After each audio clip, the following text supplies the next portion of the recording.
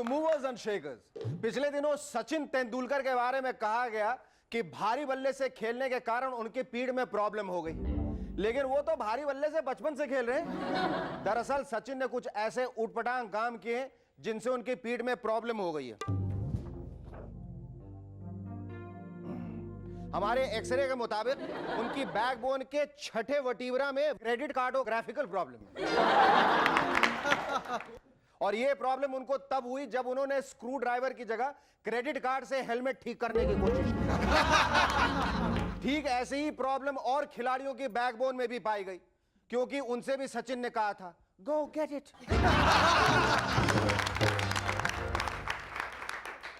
अच्छा अच्छा अच्छा, तो सचिन की बैकबोन के 5वें वर्टिब्रा में स्टम्पॉन्डिलाइटिस भी है। और ये रोग उन्हें तब लगा जब वो एक कोल्ड ड्रिंक के क्रेट्स पे बैठ गए, एक हाथ में बोतल और दूसरे हाथ में स्टंप से म्यूजिकल बीट पर क्रिकेट खेल रहे थे। ओ सचिन आला रे भैया, ओ सचिन आला रे भैया, ओ सचिन आला रे भैया, ओ सचिन आला रे भैया। Oh my God, oh my God, Sachin की बैकबोन के तीसरे वर्टिब्रा में डेंटो वर्टिब्रल वायरस।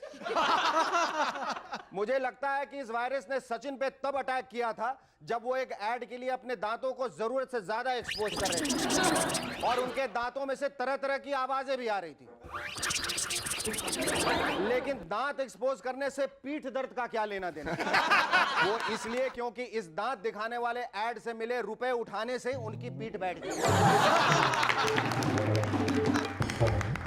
इसीलिए हमारी मूवर्स एंड शेकर्स के डॉक्टर्स की एक्सपर्ट टीम का कहना है कि अब सचिन ऐसी ऊट पटांग बात ही ना करके सिर्फ चुपचाप क्रिकेट खेलें तो उनकी पीठ तो क्या, पूरी इंडियन टीम की पीठ ठीक हो जाएगी। Ladies and gentlemen, our guest tonight, our director of the film, Vastav Mahesh Manjrekar. And actress and feminine Miss India 93, Namrata Shirodkar. But before I give a loud round of applause to Cherokee and the Rubber Band. Thank you.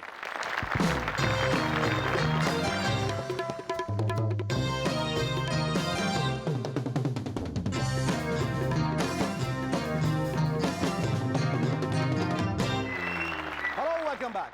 पिछले दिनों कांशीराम जी ने कहा कि अटल जी आ रहे हैं, इसलिए वो भी विदेशी। यार अब तक अपने देश में इतने सारे विदेशी डिक्लेयर हो चुके हैं कि कभी कभी तो शक होने लगता है कि कहीं ऐसा तो नहीं कि हम किसी गलत देश में आ गए हों। वैसे कुछ भी हो, अपने आप को विदेशी कहलवाने से आदमी की रेपुटेशन तो बढ़ जाती है, ये बात तो। अब अपने कल्लू राम को ही लीजिए, आजकल वो अपना गांव सिंगापुर की जगह सिंगापुर लिखने लगे। और अगर मार्केट में विदेशी होने के फैशन के बारे में पद्मिनी कोल्हापुरी को पहले पता होता तो वो अपने नाम में कोल्हापुर की जगह कुआला लंपुर लगा ले। पद्मिनी कुआला लंपुरे। एक जमाना था जब हिंदुस्तान में हिंदुस्तानी लोग रहा करते थे, लेकिन आजकल तो सिर्फ 3 तरह के लोग ही रह गए, स्वदेशी, विदेशी और बांग्लादेशी। अब एक इंपॉर्टेंट इंफॉर्मेशन, इस हफ्ते विश्व के जाने माने वैज्ञानिकों ने वो रिसर्च की है जो हमारे देश का हर अनपढ़, निकम्मा और बेरोजगार एक कटिंग चाय पीते पीते कर सकता है। इन वैज्ञानिकों ने पता लगाया है कि जुपिटर के मून पर समुद्री जल मौजूद है। अगर यही बात कल्लू राम के लड़के ने कही होती तो पड़ोसी सलाह देने लगते कि मेरी बात मानो, अपने लड़के के लिए आगरे के पागल खाने में कोई अच्छा सा बेड बुक करा। मैं कहता हूं कि भले जुपिटर पर समुद्र हो या स्विमिंग पूल, ये वैज्ञानिक वहां कर क्या रहे थे? और अगर इतनी दूर से पृथ्वी पर बैठे बैठे ऐसी ऊट पटांग बातें बनाने को ही रिसर्च कहते हैं, तो मैं भी कहता हूं कि जुपिटर के उसी समुद्र किनारे मुन्ना लाल भेलपुरी बेचता है और मंगल सिंह मंगल ग्रह पर पाव भाजी का ठेला लगाता है और सूरजमल का सूरज पर आइसक्रीम स्टॉल है। अगर यकीन नहीं आता तो जाकर देख लीजिए। और खुदा न खास्ता ये बात अगर सच्ची है तो हो ना हो स्पेस में भी जरूर कोई म्यूनिसिपैलिटी है और जुपिटर वालों ने जरूर पैसा खिलाया होगा, तभी तो हमारे मून पर हवा तक नहीं और उनके मून पर समुंदर। एक सर्वे में चिंता प्रकट करते हुए कहा गया है कि एक दिन भारत की जनसंख्या इतनी बढ़ जाएगी कि विश्व का हर छठवां व्यक्ति भारतीय होगा। सोचिए अगर ऐसा हो गया तो क्या सीन होगा। पता लगा रॉबिन्सन के घर रविंद्र पैदा हो रहे हैं और रोजिलीना के घर रवीना। लेकिन इसका मतलब है हमारे देश की वार्ड भी तो लगेगी, क्योंकि अगर छठा हिंदुस्तानी होगा तो पहले के 5 विदेशी होंगे। यार ऐसे में तो हमारा देश विदेशियों से भर जाएगा। पर एक फायदा है इसका, फिर कोई पार्टी विदेशी का मुद्दा नहीं उठा पाएगी, क्योंकि पता लगा हर पार्टी का प्रेसिडेंट तो क्या खजांची तक विदेशी है।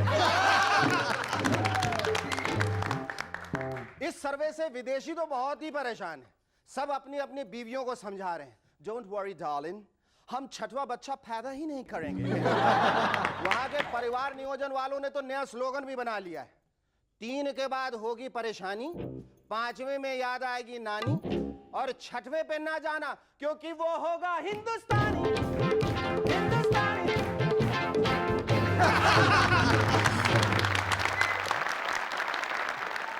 इस बार के चुनावों में भगवानों की जगह इंसानों की जन्मभूमि का मुद्दा छाया रहा। अरे लेकिन आजकल तो जन्म भूमि पर ना होकर किसी मैटरनिटी वार्ड के बेड पे होता है। इसलिए फ्यूचर में इशू कुछ इस तरह के होंगे। पता लगा गंगाराम को इसलिए प्रधानमंत्री नहीं बनने दिया गया क्योंकि उनके जन्म के समय पलंग पर विदेशी चादर बिछी। अब नेता तो वो विदेशी हुए ना, भले वो विदेशी भूमि पर पैदा हो या फिर विदेशी चादर। Ladies and gentlemen, please welcome our first guest on Movers and Shakers tonight, director of the film Vastav, Mahesh Manjrekar.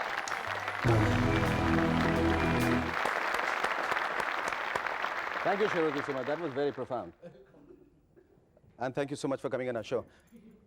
Mahesh, ये बताइए कि आपकी पहली बड़ी commercial film release होने वाली, just around the corner, awaiting a release. How do you feel?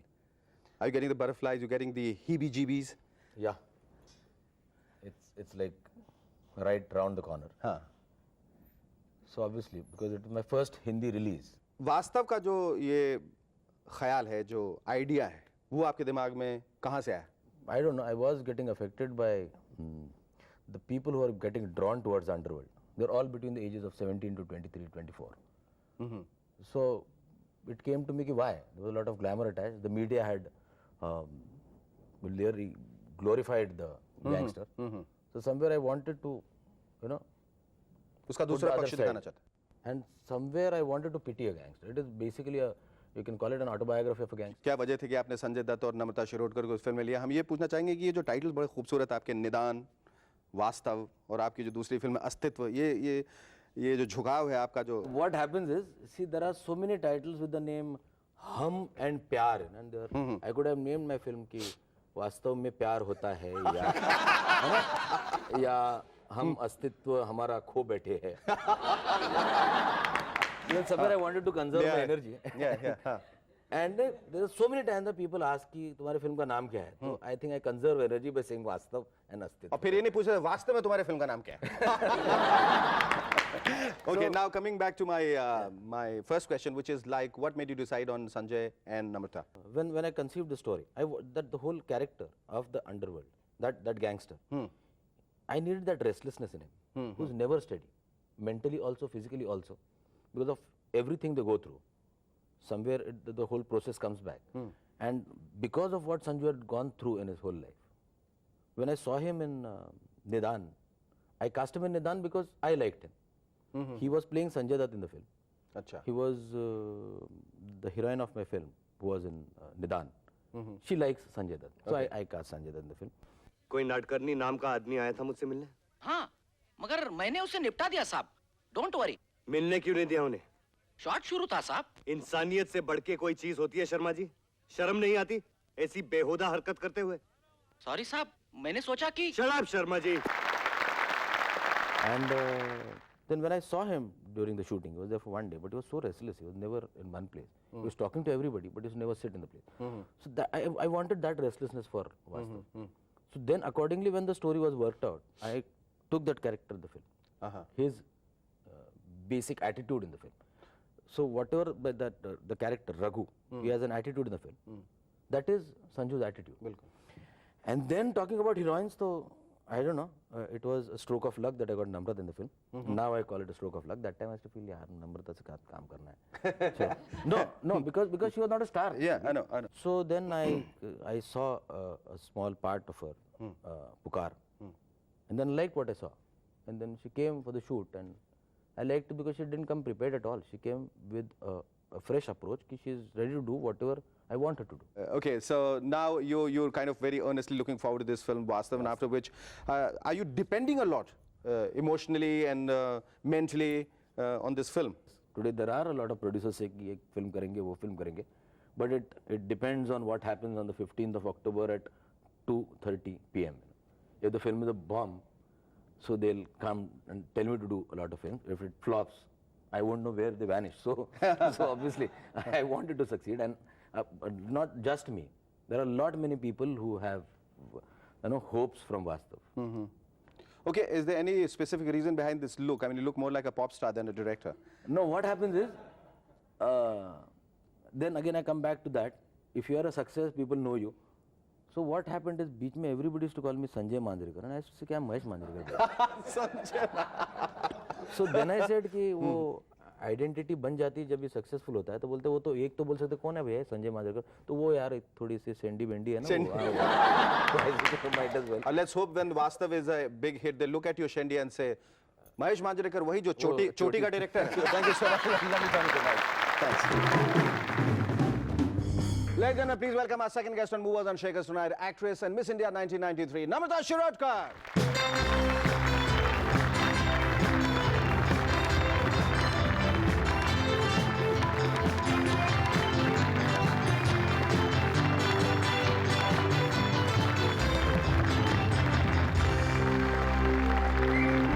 So we have the Vastav team here. वास्तविकता में वास्तव टीम हमारे साथ. How do you feel about Vastav? And what do you feel about Vastav, Namrata? और हिंदी में जवाब दो. अंग्रेजी में सवाल के लिए हिंदी में जवाब दो हमें. Let me say this in English, please. अच्छा ठीक है, ये वाला बोलो. I don't know. I'm really excited about Vastav and वास्तव में. Vastav mein. और I just think that I mean we've all really worked very hard on it, and we've all tried to put in our best. And I just hope it works. Like Mahesh said, you know, a lot of people are expecting a lot out of this film. But what are you expecting out of this film? No, I'm just hoping that it's like a success. तुमने It's like इतनी a सारी big तुमने इतनी success. सारी फिल्में की हैं. कच्चे धागे की है, मेरे दो अनमोल रत्न, जब प्यार किसी से होता है. लेकिन वास्तव इन सब फिल्मों से अलग कैसे है? और हटके जवाब मत देना इसका कि हटके है और डिफरेंट है, और ये किस तरह से रोल के हिसाब से तुम्हारा रोल, क्या ऐसी रोल में खासियत है जिसकी वजह से तुम्हें लगता है कि ये सबसे मुझे चैलेंजिंग लगा और जो रोल मैंने निभाए उनसे अलग है? Definitely, it is a role completely different from what I've done in my previous films or in my forthcoming films. And it's a very demanding role in terms of this character जो कि मैं play कर रही हूँ. It's the character of this girl called Sonia. She's called Sonu. Sonu in the film. And she plays, she's actually a prostitute. And how she graduates to becoming Raghu's wife. And then a mother. And basically, she tries to influence him subconsciously and to become a better, to get back on the right track. तुम्हारे लिए success और failure कितना important है? Success or failure. अगर तुम किसी role को tackle करते हो जो तुम्हारे दिल के बहुत करीब हो, और फिल्म खुदा ना खास्ता अगर बॉक्स ऑफिस पर नहीं चलती, तो तुम्हें कितनी ज्यादा मायूसी होती? No, see, मायूसी तो होती है whenever your कितनी- film doesn't do हाँ, well, बिल्कुल. because you've Nobody worked likes very failures, hard. हाँ. Yeah, you worked very hard on every film True. and you've given it your best shot. कभी कभी ऐसा भी होता है बुरे रोल के लिए, बुरे फिल्म के लिए, अच्छा वो फ्लॉप हो गया, किसी ने देखा नहीं. ये होता है. और मायूसी कभी कभी इस वजह से होती है कि मैं इतना अच्छा रोल था, मैंने इतनी मेहनत की, फिर भी फिल्म फ्लॉप हो गया. तो जब वास्तव जैसा रोल अगर तुम करती हो और वो फिल्म अगर ऐसी फिल्म अगर नहीं चलती, जब हम चाहेंगे ऐसी फिल्म हमेशा चले, तो तुम्हें कैसा लगेगा? बहुत ही बुरा लगेगा. I mean, there's definitely there'll be a little more than what I felt from my previous films, because like I said, it's a very different role for me, and it will probably put me in a completely different league if you know, this film does well and you know, I get accepted in terms of the character, or you know, to तुम्हारा equation जो है, समीकरण, महेश के साथ, संजय के साथ और खुद नम्रता शिरोडकर के साथ कैसा है? बहुत ही अच्छा है. इनफैक्ट मैं फर्स्ट डे ऑफ शूटिंग पे I was really nervous Because I had met Mahesh just, you know, it was very funny meeting we had had. He just came, he narrated he met me and then narration, and then I came to know I was doing the film. And then first day I knew we had to do the scenes, you know, like they were like post-marriage scenes, and I didn't know what to expect really. And I was very nervous. So it was really, you know, unnerving ki I go on the sets and I don't know what kind of a person he is or what he expects me to do. और भाईगिरी वाला film बना रहे, अगर कहीं ठीक नहीं किया तो लगा के दिया कान के नीचे, ऐसा कुछ भी डर तो नहीं था ना. No, but it was, you know, I didn't know ki, matlab, what to expect really. But it was just from day one, I mean, I guess we hit it off really well. Did you have any preconceived notions about Sanjay Dutt before you started working? Actually, my sister Shilpa, she's done a few films with him. So she had told me, you know, Sanju is a brat on the set. He really is, like, you know, he's always up to some prank pulling pranks and stuff and everything. And I was like expecting the worst, honestly. And I was thinking, okay, abhi OS hoga yahan pe and he'll make all these funny faces and all that, and that's it for me.